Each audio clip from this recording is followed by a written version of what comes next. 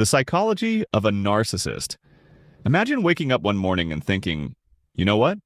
I'm not just a person, I am the world's greatest savior. And I need a camera crew to prove it. Most people wake up wondering if they have enough time for coffee. A narcissist wakes up wondering how to make the entire internet applaud their generosity by lunchtime.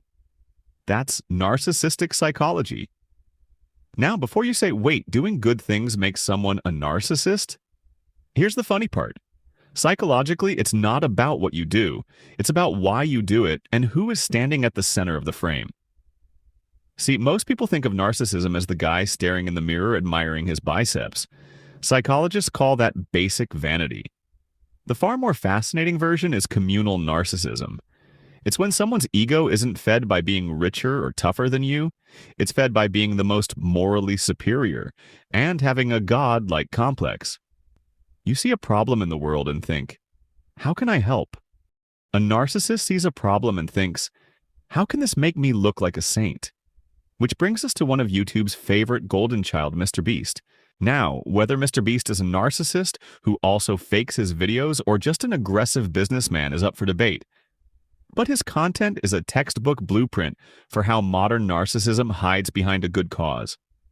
Normal people donate to charity and move on with their day. A narcissist cures 1,000 people of blindness and puts their own wide-eyed, unblinking face on the thumbnail with a title that reads, I cured 1,000 blind people. Notice the phrasing, not 1,000 people were cured, but I cured them. The savior isn't the doctor, the medicine, or the medical team. The savior is the guy holding the giant cardboard check. That's the core of filmed philanthropy. The good deed isn't the primary goal, it's the currency used to buy public adoration. If you cure 1,000 people and nobody films it, for a narcissist, did it even happen? Which brings us to another classic psychological trait, objectification.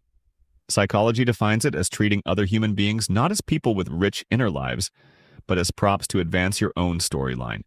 In normal life, if you see someone struggling to pay rent or going through medical trauma, you feel bad for them. In content world, you turn their desperation into a game show?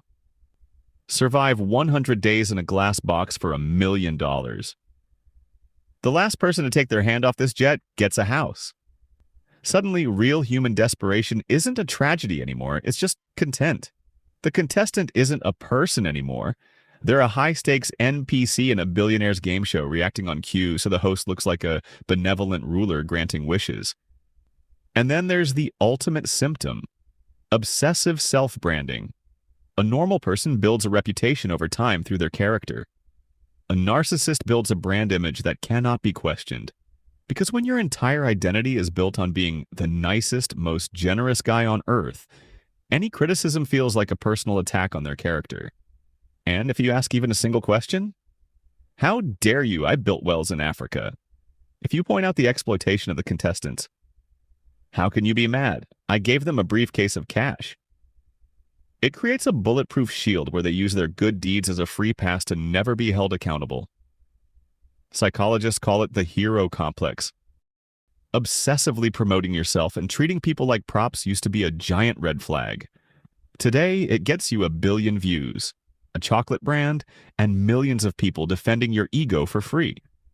So if there's one lesson worth learning, it isn't. Stop helping people. It's this. Do good deeds quietly.